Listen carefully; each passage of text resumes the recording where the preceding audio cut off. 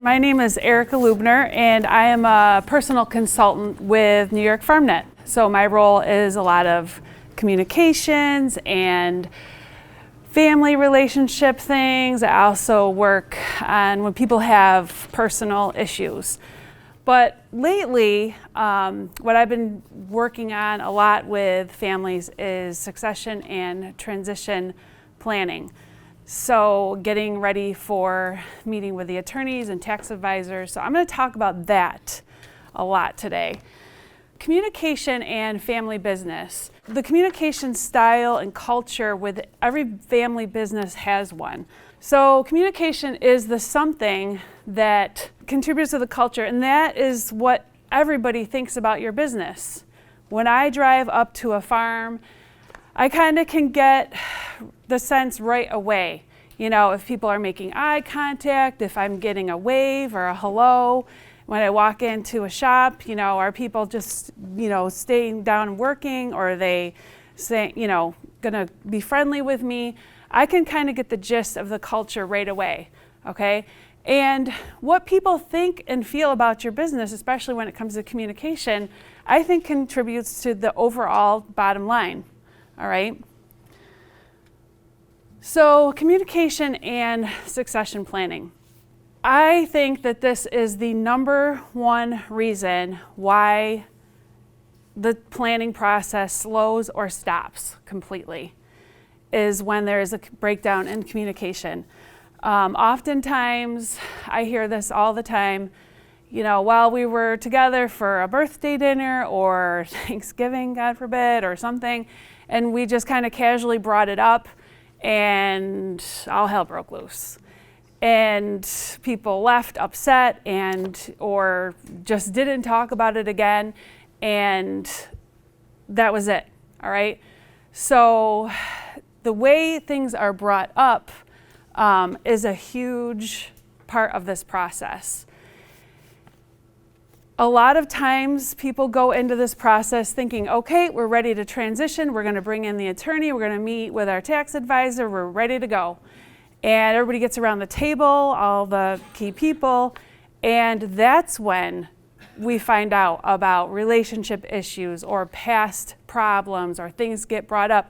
And now you've got an attorney that you're paying so much an hour, and they're being the counselor, they're being the therapist, they're the ones trying to, you know, help the issues move forward. So it is not their role to work out communication issues and problems that happened 20 years ago in the family, okay? You know, I have one farm client at one time, you know, things came up in a talk where as kids, one person always got a bigger pile of mashed potatoes on the plate. I mean, that came out in a meeting, but they've been harboring that their whole life as an adult, okay? So you don't want to necessarily be paying an advisor to hear about the piles of mashed potatoes. So seek a neutral third-party person, such as somebody like myself from FarmNet or another advisor that can help move the conversation forward.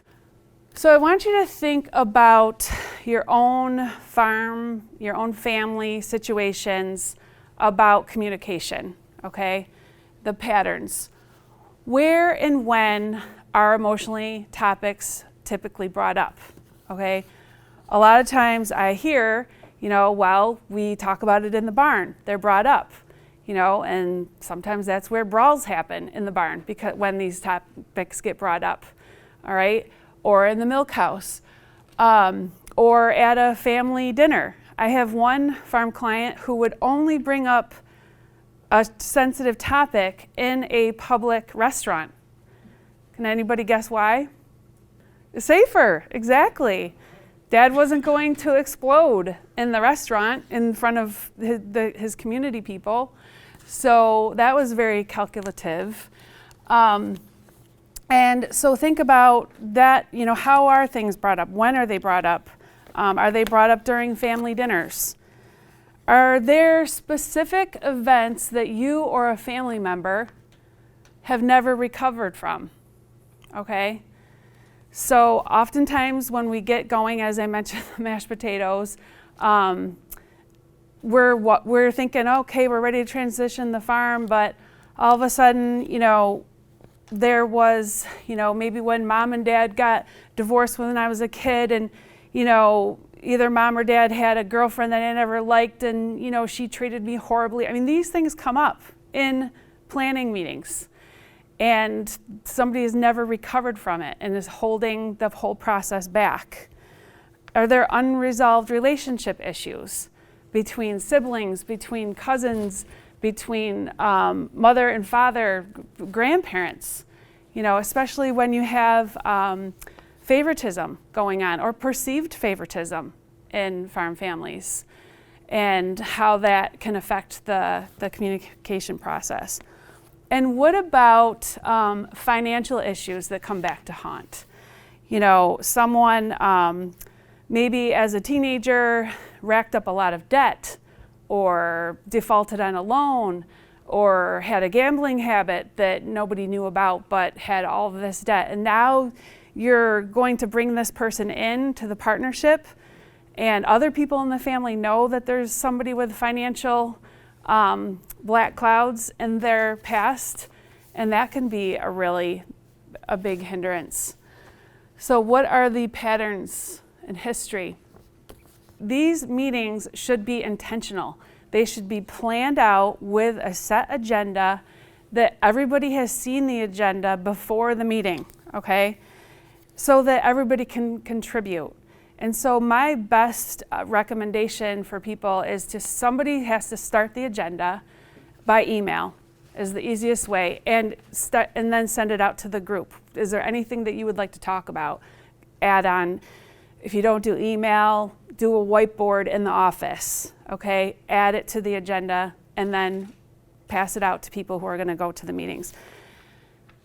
Set a schedule, okay? It sounds like such a simple statement, but how many times do you have a meeting scheduled and, or it's mapped out and like, we've got hay to do, or we've got to do this or that. We'll just get to the next one. No, reschedule it that week if you're looking at the weather, because as soon as you skip 1 meeting, 2 meetings, 3 meetings, all of a sudden you're done. And you're not keeping up the momentum of these meetings. And that's really important. A lot of times, we start this process now because crops are in, we've got more time, and we get going really good with it, and then it stops like March 1st. And we've only gotten maybe 3 or 4 meetings, maybe 3 meetings in. So I would say the most successful transitions I've seen is when there is a schedule of meetings for the whole year, and people stick to that, and they keep that forward motion of the meetings going. And the first handful of meetings should not include an attorney. Sorry, Steve, right? Because here we want to talk about goal setting. We want to get some of these issues out on the table. We want to have an opportunity for people to air what they're really thinking. People come to the table with, one person might be thinking, like mom and dad might be thinking, everybody wants to be coming to the farm. And we get to the table and come to find out only one does, because we've created a platform for people to be able to have that conversation. All right, so then by the time the attorney and the tax advisor and other key people get there, there's no surprises. You know exactly what you want mapped out. So set some ground rules for the meeting. All right, this again sounds a little bit elementary, but very important. All right, if you set some ground rules, just like when we start out school the first week, that's what the teacher does. She talks about, or he talks about, we're not going to crosstalk, we're not going to speak out of turn, we're going to treat people with respect, we're not going to have our phones out, we're going to meet for an hour. And believe me, the farm families that I work with that go through this process and make sure everybody knows it are the ones that are most successful, because when things do get out of hand, like, people get heated or there's name calling or something, we can go back to, hey, we set this groundwork. We have these ground rules, and we're going to stick to that because this process is really important. And then the other really important thing is to take notes. Okay, there should be one person always taking notes of what is being said in the meeting. And we're going to talk about agreements. That's the last thing we're going to talk about in my presentation about how to form agreements at the table. But then if for some reason somebody wasn't at the meeting, everybody knows, all right? And those notes should be just distributed after the meeting by email or whatever. Okay, these meetings, when you are doing them, they should be intentional, we just talked about, and responsible. People need to be responsible, okay? And this is where I really want to focus on for a minute. Manage yourself and your relationships before and during the meetings, all right? This is so important because we go into these meetings and we may have all these kinds of thoughts, going on, or, apprehension, or we're nervous, or we just don't know what to expect, and people get triggered, okay? And so managing yourself and managing your relationships at the table. Dig deep about your most honest thoughts. It's so hard to be vulnerable in these meetings and share what you're really feeling.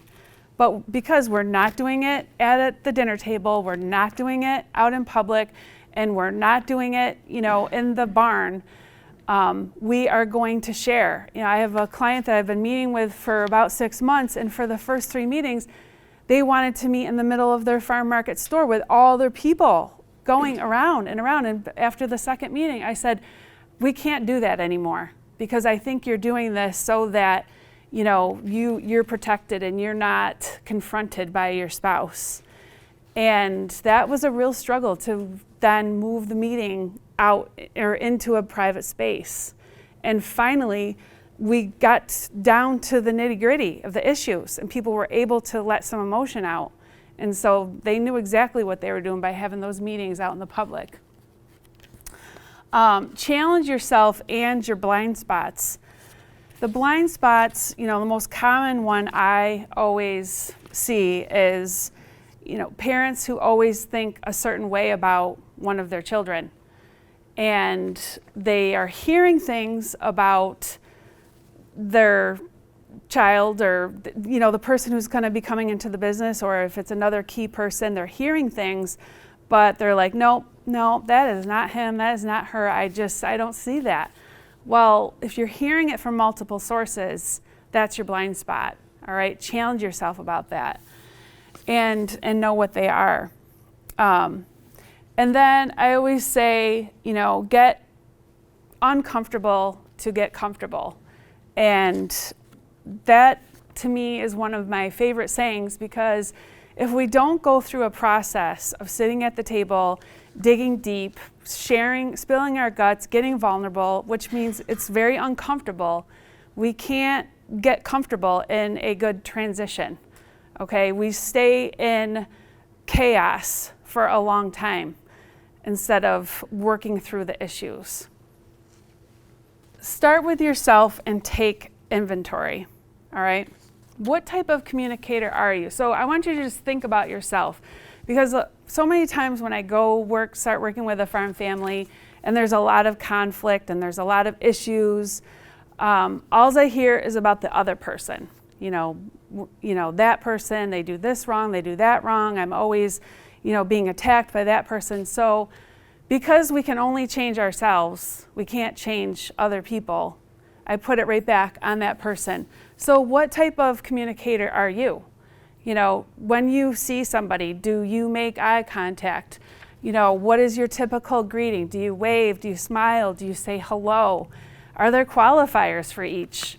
I know there is qualifiers for me. If I see a salesperson walking towards me, I'm head down and I keep walking. So there are qualifiers for how we greet people. We do it. We don't greet people, every single person, the same. Do people do that? I know my dog does. everybody's the same in her mind. But think about that. What type of communicator are you? Do you screen phone calls? Do you not return a phone call or email? Are you a conflict avoider? Are you a conflict seeker? Does anybody know a conflict seeker? Yeah? Right there. Right here? Now, they told me earlier they do not farm together. That's why they can sit together. So, conflict seekers are people who just needle, and you have to learn how to manage yourself within that and see yourself in that process, okay? And there's good things in like conflict seeker can be a positive thing. You're not afraid of conflict. Okay. Do you listen to respond when someone is speaking? This is a huge one. How many people, when you are in conversation with someone, you're talking, and they're not even listening. You know that they are just listening to respond. They are formulating their response, and they're not even hearing what you say. Okay? That is huge, especially in meetings, because things do not get heard. When somebody's spilling their guts and they're putting it out there or anything, and that person, you can just see it on their face. They're just ready to just put it out there. Listening to respond. Passive-aggressive communicator is usually the sarcastic one in the bunch. Who uses sarcasm? It's okay if you can admit you use sarcasm. All right? Okay, so sarcasm is really a way of getting what you really want to say out there, and you wrap it in humor. You wrap it in a more socially acceptable way, okay? So sarcasm can be a good way of conversating, though. It's kind of fun. But sarcasm can also be a way to somebody, right? Yeah, that happens. Yep. All right. So are you direct, honest, respectful? Being a direct communicator, saying exactly what you're thinking, what you're feeling, and saying it right to the person in an honest and respectful way. There's some people I know that just think, just putting it right out there. I don't care what people think. I'm just going to say what I think. Well, there's a thing called tact and couth. There's a way to do that without just completely cutting somebody off at the knees. The next two are really important when it comes to self-awareness and learning what kind of a communicator you are. What have others said about your communication style that bugged you? Has anyone ever said, well, you're loud, you talk too much, you're too quiet, what have other people said about you? Because the thing that gets under your skin and hits you a little bit is usually true. We usually don't get upset about things that we know are completely untrue about ourselves, okay? So just think about that for a bit. And then, what are your pet peeves about communication, okay?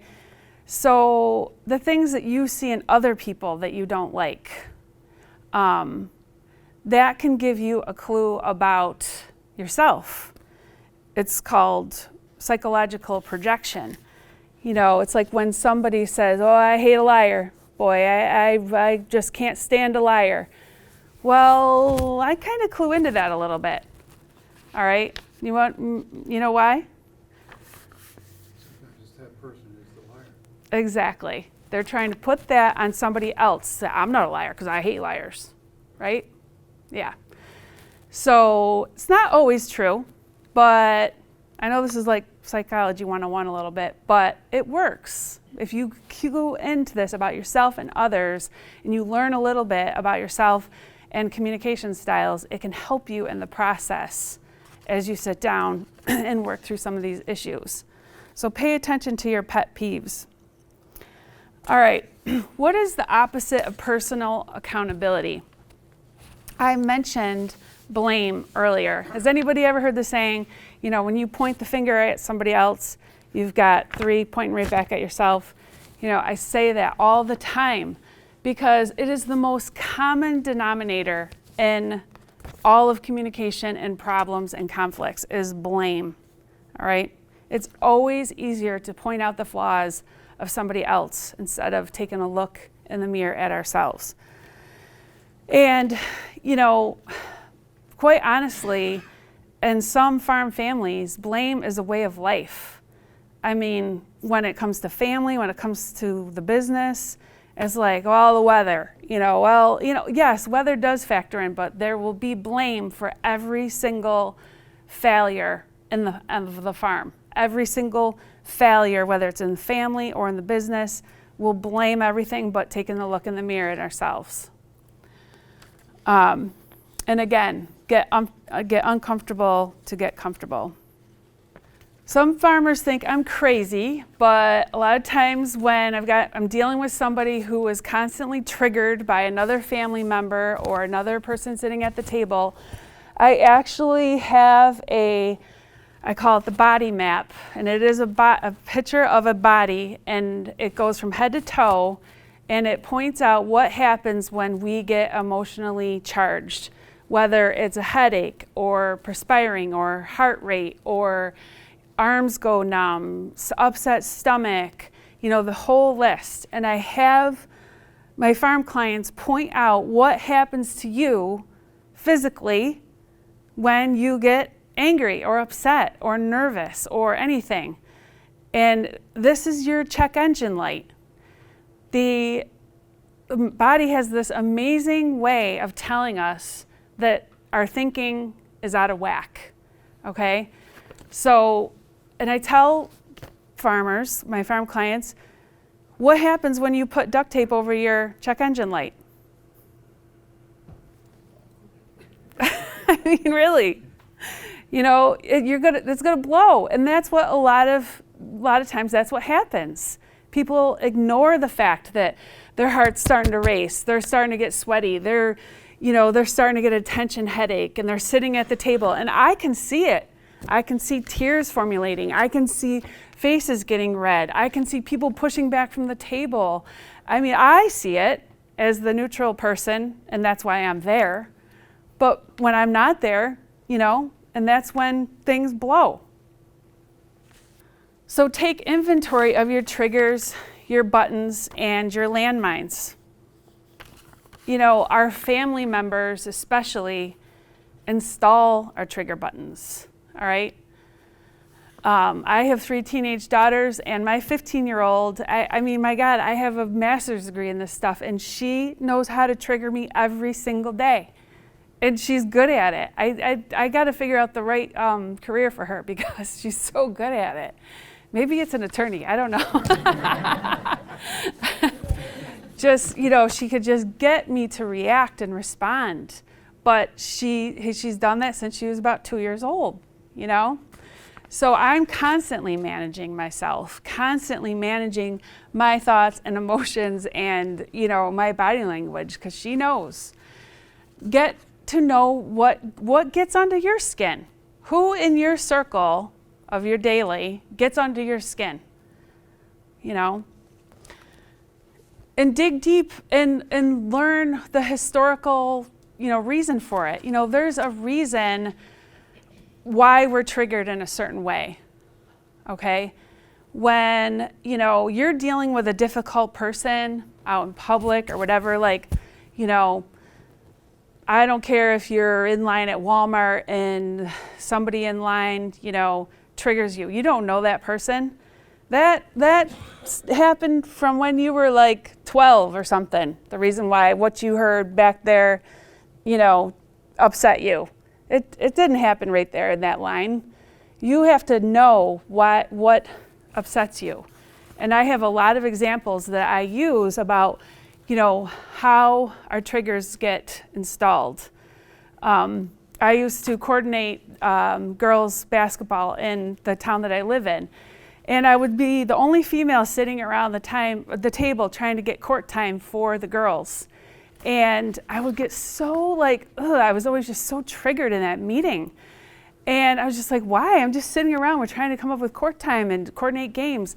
And I thought about it. I'm just like, it went all the way back to my high school years when our girls soccer team always had to fight the football team who stunk, and our team was awesome for field time. That's where it was coming from, you know? So I'm just like, grow up, like just, you know, be there at that table. But that's where my trigger was from. So think about that when you're getting triggered at the table. It's always about unresolved issues of the past. And then learn to use your built-in throttle and your pause button. We all have one when you are in these situations, okay? You recognize that you're triggered, and how are you going to step away? You're in a meeting, your heart rate is up, and I always tell people, you know, I gave this stress talk all week long for this labor roadshow, and I talk to people about, you know, taking a deep breath in through your nose and getting some oxygen into your bloodstream so you can have the executive function of your brain working properly. Because when we're flooded, that's what happens. We're flooded. We don't say things that we mean. I mean, maybe we mean them, but we just shouldn't say them, right? So you want to, you know, calm yourself down. Drink water. I sometimes will just, you know, I'm sitting in meetings and I will have people, you know, just step back, you know, from the table a little bit. Sometimes people just have to leave the room. That's okay too. Get your head back in the game. Okay, think ahead. Social awareness, all right? We just talked about yourself. Now we got to talk about the relationships at the table. I always say, think about who's going to be at the meeting. Is your special person going to be there? We all have special people in our lives, right? Yeah. Who's going to be there that you know you might get triggered by? Now, if everybody just has a smooth, you know, farm transition that I don't need to do this talk or this work, I mean, it's just amazing. You could just go about your way, but I know that it doesn't happen that way. So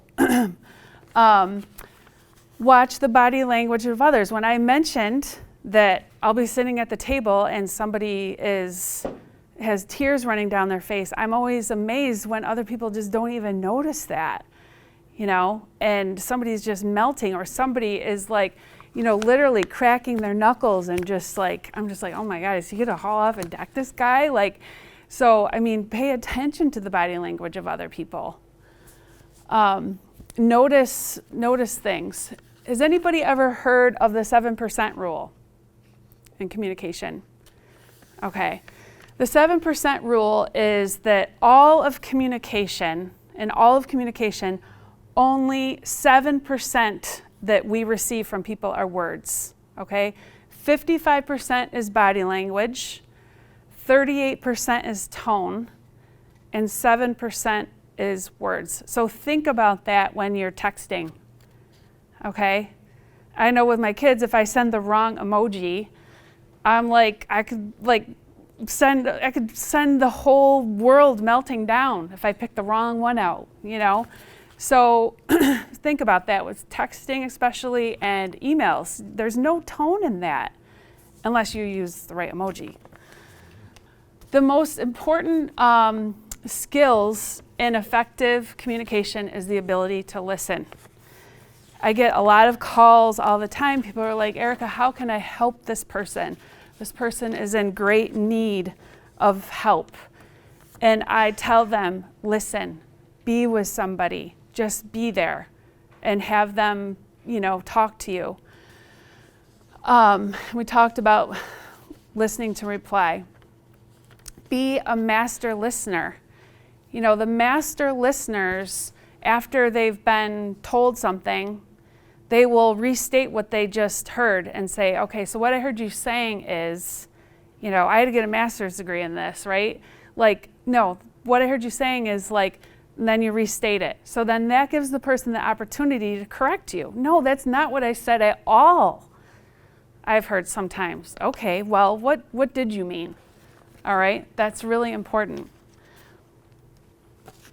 So let's talk about listening for a sec, all right? There's actually 5 different types of listeners. The first one is a closed listener, and I talked about that salesperson before, but I do it to people too sometimes when it's necessary. The closed listener is you are not giving one indication to that person that's in your bubble that you want to hear one thing more from them. Okay, and I see that in meetings when people have attitudes and they just think they know everything and they're just on their phones and it's like blah, blah, blah. I already know this, been there, done that, you know, and at the first opportunity, they're out of the meeting. Now, the head listener, there's actually 3 types of head listeners, okay? The first one is the planner. When you're talking to that person, they think about how they're going to answer, all right? And you see this happening in a lot of group situations where say, okay, now everybody go around and everybody like say your name and something special about yourself. Nobody's listening to the other person. They're planning on what they want to say, okay? Because that anxiety. And you're completely missing what the other people are saying.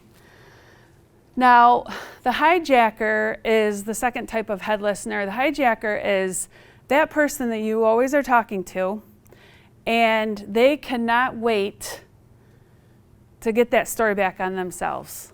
Okay, they hijack that story back, and it's basically like the other person just feels completely unheard. All right, that's somebody who's just very self-oriented.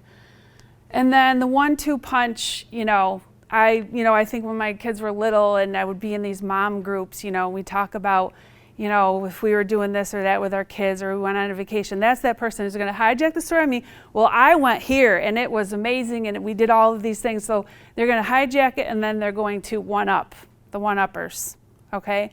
So, yes, that can happen in the farm community too. The third type of listener is the ear listener. Now we're getting into a higher level of listening. This is the person who is gathering data. People like Steve, people like your advisors, they are sitting there, they are listening, they are asking questions, but they're really gathering data. They're ear listeners. You should at least be striving to be at this level. If you're a closed listener or you are a head listener, try to get to at least to be the ear listener. Heart listener, even better, moving up, you're listening to the words and you're picking up on emotion. Okay, you're talking to an employee who's frustrated and they're telling you things and you say, wow, I hear what you're saying and you seem really angry about that, or you seem really frustrated. Parents of small children are really good at this. They come in the door from school or whatever and they tell you about their day and they're all upset and frustrated. And we get right down on their level and you say, oh my gosh, honey, you seem so upset. We just lose that ability as we get older for some reason. We just kind of ignore how upset somebody might be when they're talking to us. You can de-escalate a situation with an employee or a family member so quickly. You can almost see their shoulders drop when that happens. And that is really important because it creates deeper connections while you're in the meetings. An open listener, now this is the highest level of listening, okay? If you can get to this level of listening, well, you've just mastered it all. Because you are hearing the words, you are stating the emotion, and then you are stating what the person values, okay? So, for example, when I'm dealing with, say, one of my own employees, and they're really frustrated about the other employees being really lazy and not holding their weight on a team, and I'll say, you seem really angry and upset about that. I can see it all over your face, and I can tell that you have work ethic is really important to you, and cleanliness. And yes, it is, and then I get more, and they feel validated, and then we work on a solution. Okay, that is the open listener. Relationship management. Just like everything else, we have to manage our relationships, all right? So as you are going through these meetings, and I've talked about a few tips and how to be aware of other people, you have to be willing to tackle a tough conversation, either in that meeting or outside. All right, I want to talk really quick about the 5 levels of an agreement, because one of the most common frustrations that I hear about whether it's a regular employee meeting or a staff meeting, people walk away and be like, yeah, we talked a lot, but we didn't decide on anything, so that, and then people don't want to meet again, all right? So we're just going to go through a little exercise, and Jeannie, can I use you as a subject? Okay, it's really, really simple. You just have to keep asking me the same question, okay? All right? So the first level is, the 5 levels of an agreement is an acknowledgement. So you can just ask me that. Erica, do you want to attend the conference with me next week? Oh, a conference? Are Jeannie and I going to the conference next week together? Right. I'm just acknowledging that she asked me, right? All right. Go ahead. Erica, would you like to go to the conference with me next week? Oh, a conference. That sounds pretty cool. Are we going to the conference next week? Okay. We're getting closer, right? Positive acknowledgement. I'm like, ooh, I seem kind of interested. All right. Erica, would you like to go to the conference with me next week? Okay. I would love to go to the conference with you, but only if I finish my taxes this weekend. Are we going to the conference? Okay. This is, I gotta admit, I'm very famous for this. I always give qualified yeses.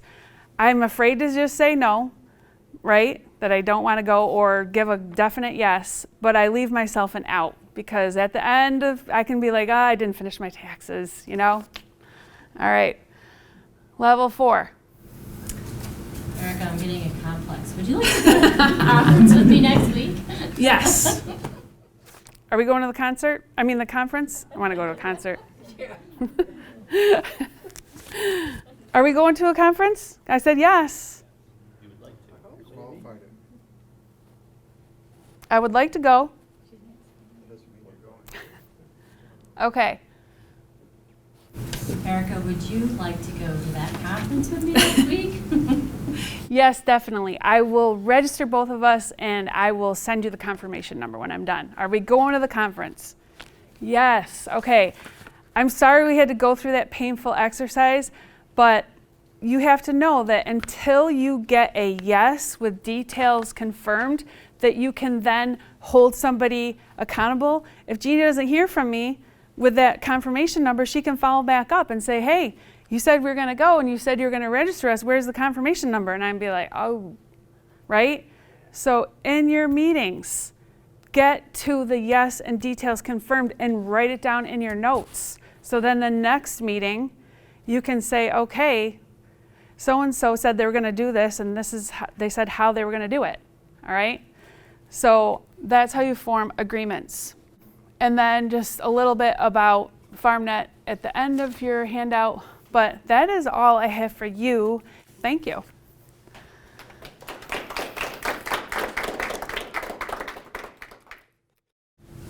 Maybe we can all give a big round of applause for our panel before they even start. For coming up. Thank you so much, all of you, for being here today.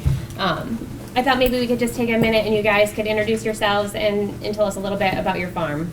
You want me to start? I think Maybe Nancy can should start, say yeah. it, and then I'll kind of chime in. Okay. It's her farm. We're just coming in. Nancy Hourigan in Elbridge, dairy and crop farm with husband John. Well, dairy farm started not yet right now, but dairy and crop mainly with my husband John and son Matthew. Yeah, and then my husband and myself, so I'm Jeanne and AJ Wormuth, and then I have my son Zach, who actually is working on the crop side. We are transitioning in on the dairy side, so we started that this year, January 1st, and is that a good introduction of just the start of it? Yeah. Okay. And Chuck and Jenny Kyle, we're in Cato, and crops, corn, soybeans, and hay. And then we also own Preferred Grain Systems, selling grain handling equipment and dryers and things like that. Great, thanks. Nancy, maybe you could talk a little bit about how your family came to the decision that you needed to find somebody outside of the family to take over the farm. Well, I think if you look across the table here, you'll see that it's called age. And it was probably time to think about the future. I think you all heard Chris's story and how she was prepared for the future, and it was a good thing she was, to make things go somewhat easier, not easy at all, but somewhat easier. And I probably learned from Chris quite a bit, that if you don't think about the future and you just ignore it, and you're in a terrible situation and everything is dumped on you all at once, again, like Chris said, you're going to make terrible decisions. So it was time for us to think about the future of the farm. And it took my husband 3 months to say, how many words is that? 5 words. It took him 3 months to say, I want the farm to continue. 6 words. So that took a long time for him to say that, because we started with some consultants to challenge us to state our legacy. What is our legacy and what do we want for the future? So we have a son at home. He's not the kind of person who wants to manage anything. He just wants to be a farmer. He was never happy with the size we got to be. He was never able to manage people. He's more of a silent guy, and yet he's really not. But he didn't like that job. So as we got older, we realized that we had to do something, and probably I pushed a little harder than John. And we found a couple out of Pennsylvania. It just didn't work out. They got cold feet about coming. And then I think through an attorney, we were told that there was another couple in Western New York that might be interested. So we invited them over, and we had some meetings in the early beginnings. And we thought, well, I guess this could work. We'll give it a try. And we thought we'd have a honeymoon period. And then we thought we'll get to the business of transferring some of the assets as we go along. And long ago, we set up a lot of trusts. And I know you heard about the trusts today. We always thought that here's the dairy, here's the crop, here's the land holding piece, here's the entity that does all the field work, and yet there's another entity too that is management. So there were 5 entities created, and there were 2 trusts created. We thought, well, that's a good plan, because down the road, we could sell the dairy, we could still provide crops, and my son would still have a job. There's a management piece where somebody could come in and manage the whole thing if it came to that, and be compensated with a salary. They would never own everything, but they would have the management ability.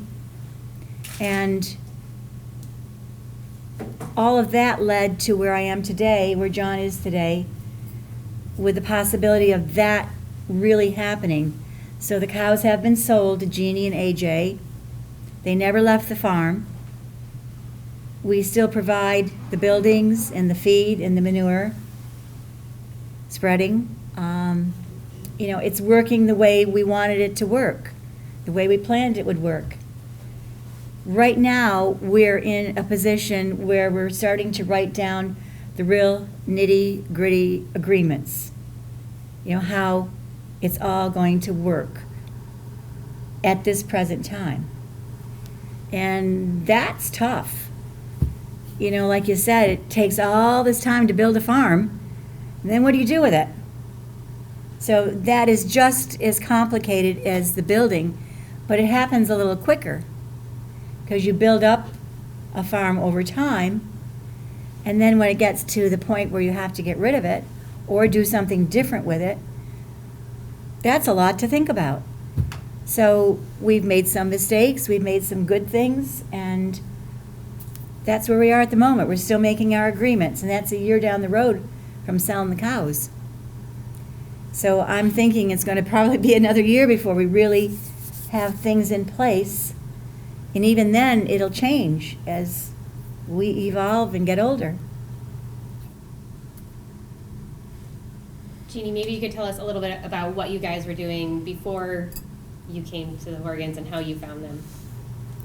Yes. We had, well, I always grew up on a dairy farm, so it's something I've always done. We were in Western New York for the last 18 years. I managed the CY heifer farm, and so I never owned, I just managed for a crop farmer. But I pretty much had free reign, like I was the owner of it. And I think everyone thought I was part owner. I just never was. I never thought to move or look on. The kids had to graduate high school. Both of my kids were out. I thought, okay, we can move on. It gets kind of stale doing what you're doing, just managing for someone. So it happened to be our accountant and lawyer that kind of heard. We didn't know them, they didn't know us, and that's how we kind of started up. But we always kind of wanted to go on and do more.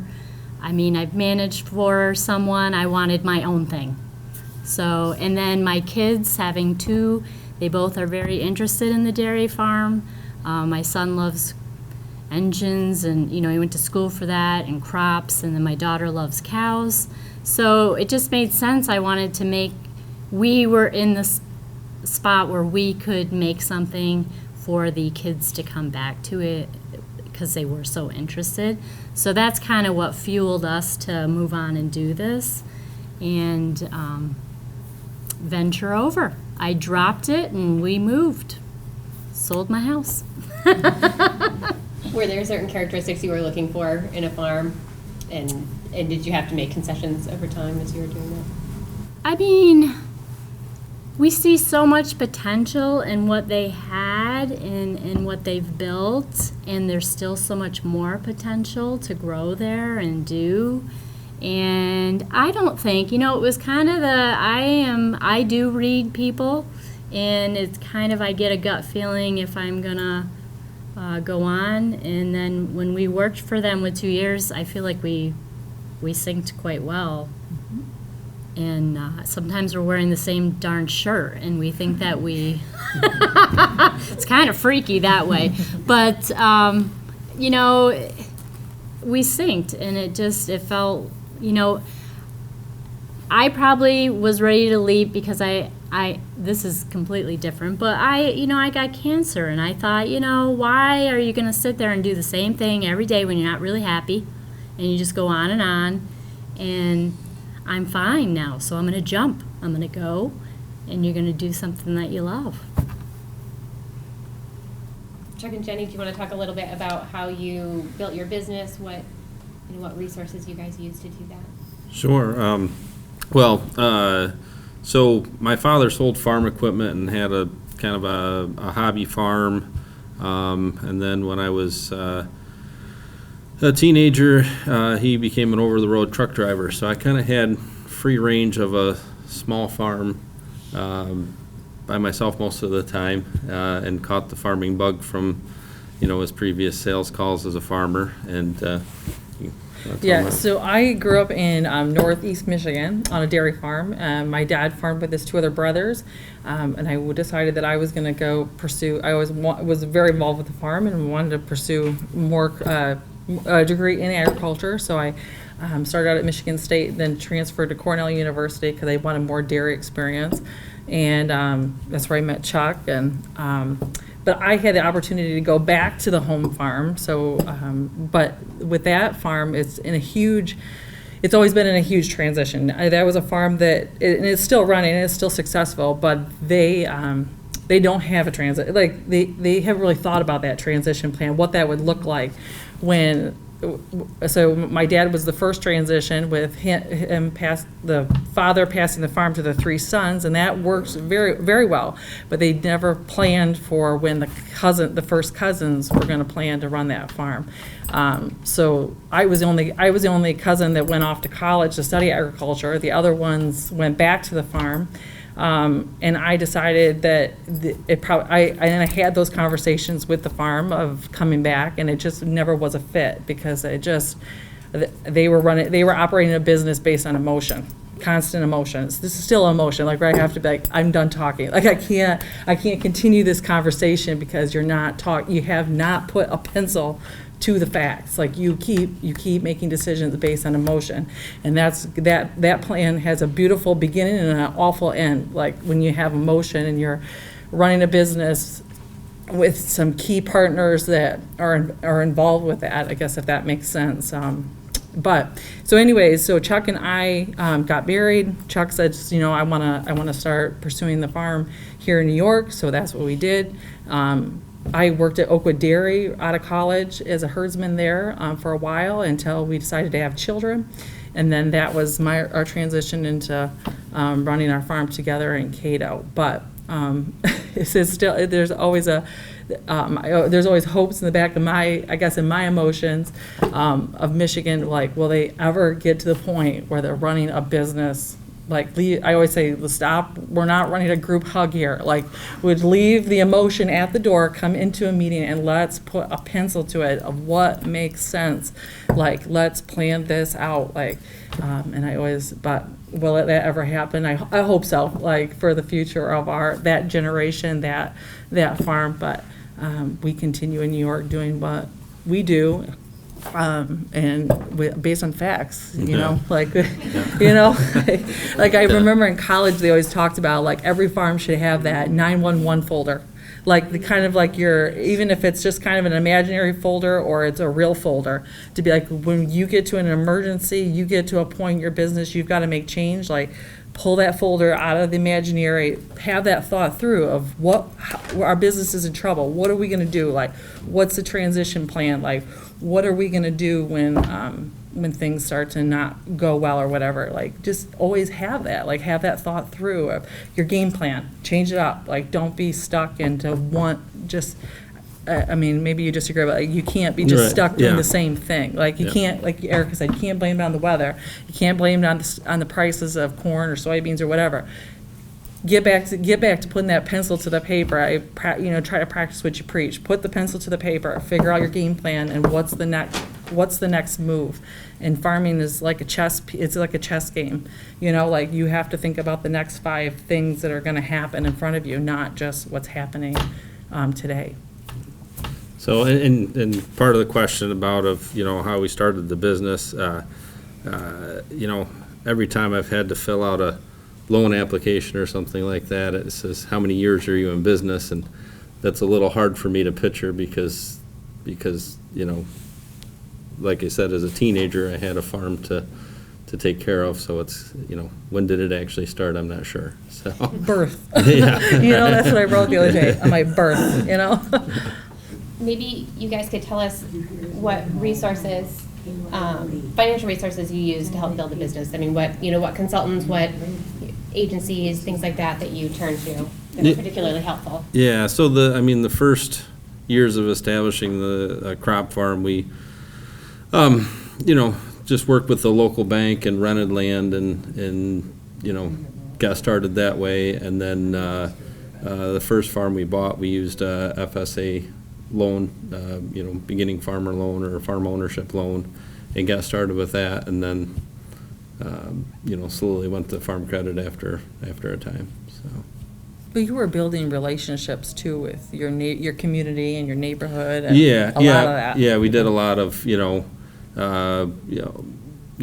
own some equipment on halves with a neighbor, to share resources and hired some custom work, did some custom work for others, and just kind of worked back and forth with the people around that, were the kind of people that you could work with. Did you grow up in that neighborhood? Sorta, yeah. I grew up. You already had some. Yeah, I grew up in Hannibal Center, so, and where we live now is Ira, the north end of Cato, so they're pretty close together. I didn't, one thing is it did take me a while to get to know the immediate community because, I didn't go to school with the people and stuff like that, but, it was enough that I was familiar. So. Do you have any tips for everybody about, I think you purchased your property in different parcels, right?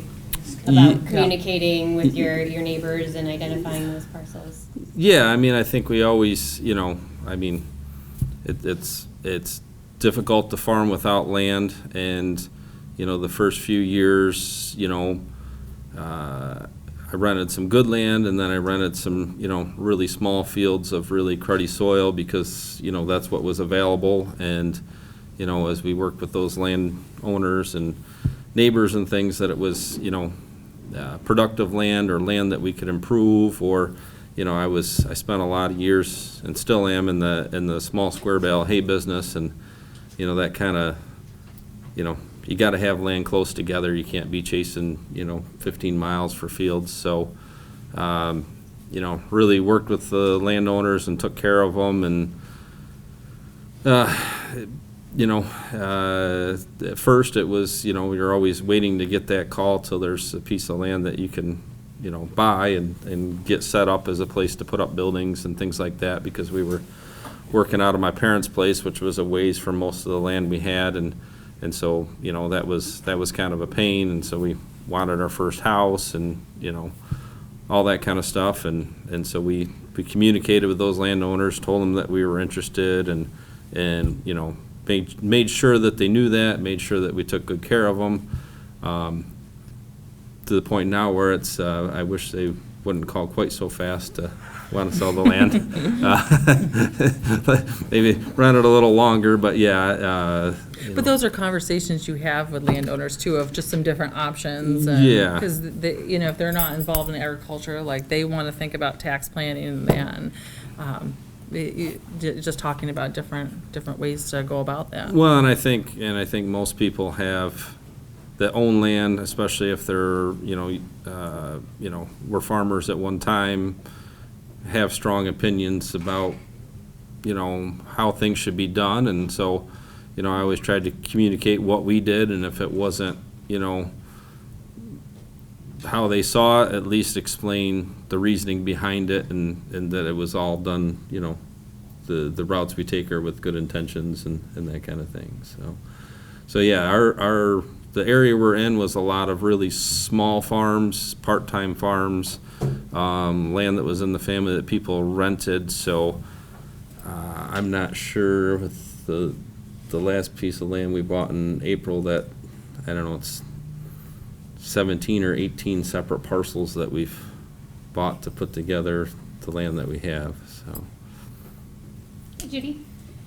So I guess I'd like to ask Nancy and maybe Jeannie a question about the communication piece that Erica talked a lot about, which I think is really critical to making good progress on transition and even managing the farm in general. So I'm just curious, Nancy, did you have like internal discussion, and who was involved in that prior to making the move, before John said those great 6 words?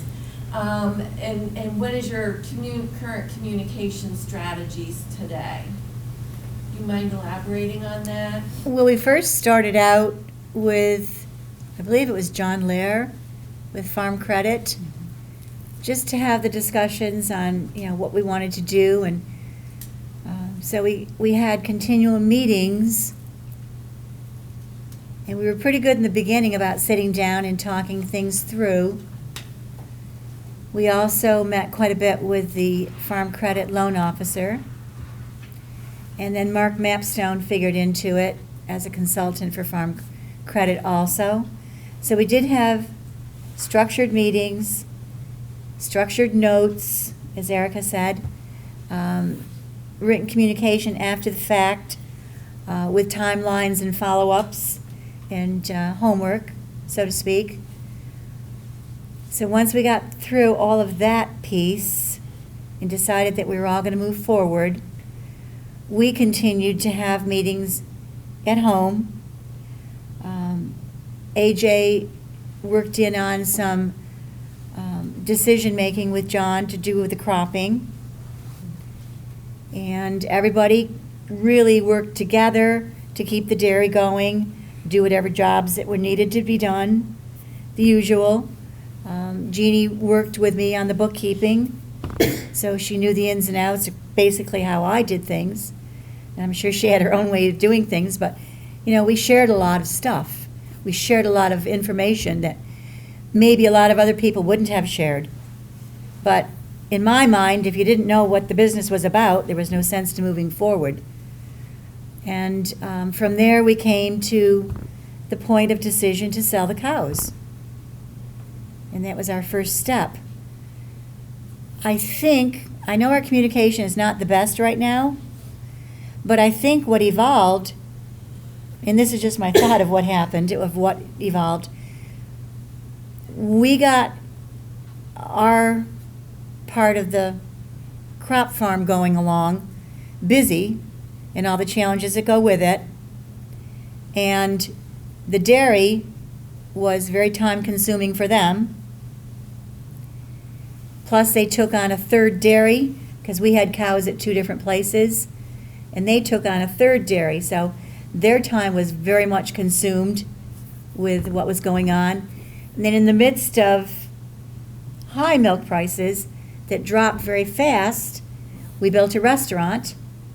So that became very time-consuming. And that's an excuse, I know, but the communication did sort of slack off a little bit, even though there was written communication and, passing in the night kind of communication, fast stuff. At the store, we were good about meeting once a week, really. So our communication has been better than the guys. Yeah, I would say there's different levels of communication, right? Everyone communicates. We communicate every day a lot. And then the guys do too. But there's a level of Different communication style. to get stuff done, and then there's a level of communication to really get stuff done, right? So the everything gets done, and it's learning each other's styles too. John likes to write you a note with a list. He calls it his email because he doesn't know how to do email. Yes. So, you have to get used to that, and then either, AJ will write back or AJ will try and meet up with him and talk. So, it's not that you don't talk every day, but sometimes some of the other big things you do have to sit down and talk more about. Mm-hmm. We probably fall a little lacking in that area. And it seems like we talk a lot, and then the boys, they get their busyness going, and they're not talking as much as we talk a lot. And Nancy, and Jeanne, how in this process have you maintained resiliency? How do you keep going and tackling those different challenges? I think we're going down the right path, that's how. And you just stay positive, and you have to recognize that you jumped into something, and you have to recognize that you have to make it work. You have to do what it takes to make it work. And it is a lot of work to keep it afloat and keep it all going. So every day you get up and you have your preferences set up and your priorities set up, and you do it with a smile. I think we're both pretty good-natured. I wake Most up of the happy time. every day. Yeah. Every day. So that part is good, I was telling, I guess, Erica, with her road show and the labor things, this business of nobody can work past 40 hours a week, I'm like, I'd be bored to tears if I only worked 40 hours a week. What is wrong? What's wrong with working 60, 70, 80 hours? I don't get that. If you like what you're doing, what is wrong with it? Absolutely nothing. Yeah, so. So this question's for Jeanne and the Kyles. Have you guys started succession planning for, The next. yeah? Not yet. I feel like we have to get this more settled.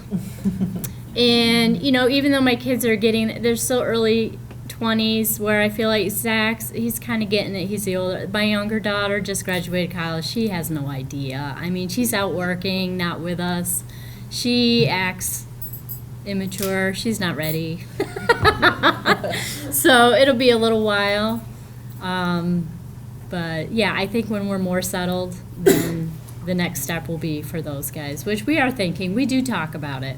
And we'll have family dinners and talk about what they want to do and what their interest is. So we're starting the conversation. How's that? Our oldest is going to be 12 next month, and our youngest is 5 months old, so. But I think there's two things that we do that have started the succession planning. So one thing that we did when we started having children, I said we have to take life insurance out of Chuck, right? So I'm busy raising little children. If something happens to Chuck, the rug's going to get ripped right out from underneath me. So we put life insurance. Now we're at a point that our oldest is 12. We're at a point that so in 10 years she could be wanting to come back to the farm. If something happens to Chuck, at this point, we want to preserve the farmland that we've put together, that we've been working towards.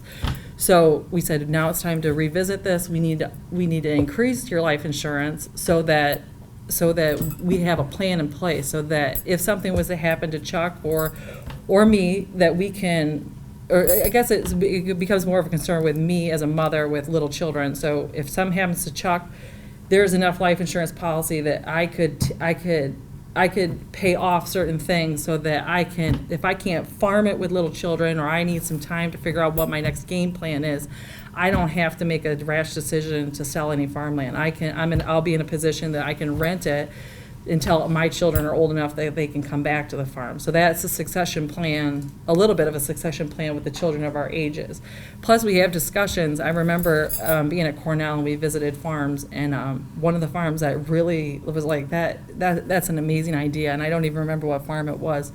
But the father and the mother told the children, you are not allowed to come back to this farm and even consider buying into this farm and running this farm until you get some sort of degree, whether some sort of 4-year degree, technical degree, some sort of education past high school. Then you also need to work for somebody for a period of time because growing up on a family farm, I remember how important that was. I'm sitting in college, I'm sitting working for Oakwood Dairy, and my light bulbs are coming on. That's why Dad yelled at me about that. That's why Dad was always on me about that. Now I'm getting it. And I would call him up constantly, Dad, I just know, I know now, I hated you for it, I got mad at you about that, but I know now why it's coming full circle. And then the family made the children, before they even considered also, was they had to have a chunk of money to bring into the business, whether that was some sort of collateral they had or cash or whatever they had to show serious commitment into that. So Chuck and I continue to have those discussions about what will our parameters be for our children, so that one kid can't say, because we have 5 of them, well, you like that one more than us, and we have 1 son and 4 girls too, so our girls can't accuse us someday of, well, you just let Luke in because he's the only boy. So they still can. We just can call him out on it. Right. And he does get more mashed potatoes because he just steals them. I think that will be important to us for the next plan, so that it can just be emotions left at the door again. Trying to practice what I preach, emotions left at the door, I can tell our kids, these are the parameters, and they will be the same parameters whether you struggled through high school or you excelled at high school or you have these skills or those skills. I don't really care. These are the parameters that are going to be for each and every one of you, and I'm going to hold you accountable to that. And I think that we have a few more years to think about that, but I hope that we will have those parameters in place so that these are the ground rules, and this is how if you want to be back here, this is what you're going to have to follow. So those are a few things that our children are at our age, they're the age they are. Does anybody have any questions? In the audience? Okay. Oh, yes, Jim. So my question is, first of all, do either of you have employees? And if you do, how did you kind of get the employees through that understanding the transition and kind of where things are going, and keep their confidence in continuing to work for the business? And in your situation, as you came back to being involved in the business after working someplace else, were there employees involved, and did they recognize you both as being part of that business? You guys probably have more employees, so. Yeah, well, we worked, I think the advantage we had was we worked there for 2 years. Yeah, everybody knew they were coming in.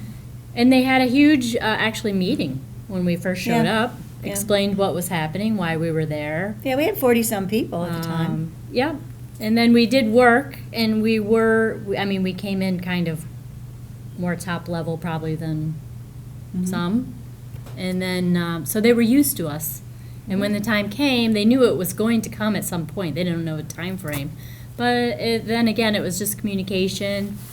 They had a choice to leave if they wanted to, but I think they liked us. Yeah, there was really only one who And- left. Yeah, so it was easy. So everybody is still in place and still intact. Yeah, It's just a matter of who pays them. right. So now with the dairy, she took over most of the dairy employees. Yeah. And we still have our crop guys. Yeah, And, so they just got kind of split, but we still do safety trainings together, and we do a lot of, so in their world, it hasn't really felt like they're totally, they all still work together and do. Nancy, did you worry about an employee that said, gosh, I wish I had the opportunity to, No, or did you ask that question? no. In respect to that, there was no one who said, why didn't you give me that opportunity? There wasn't. Again, because of the size, even the son didn't want it. The size is daunting.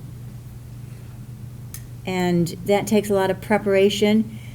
We started out with just one neighbor kid helping us milk 8 cows. And then you grow up to be, 2,400, 2,500 animals. That takes a lot of experience and time to get to.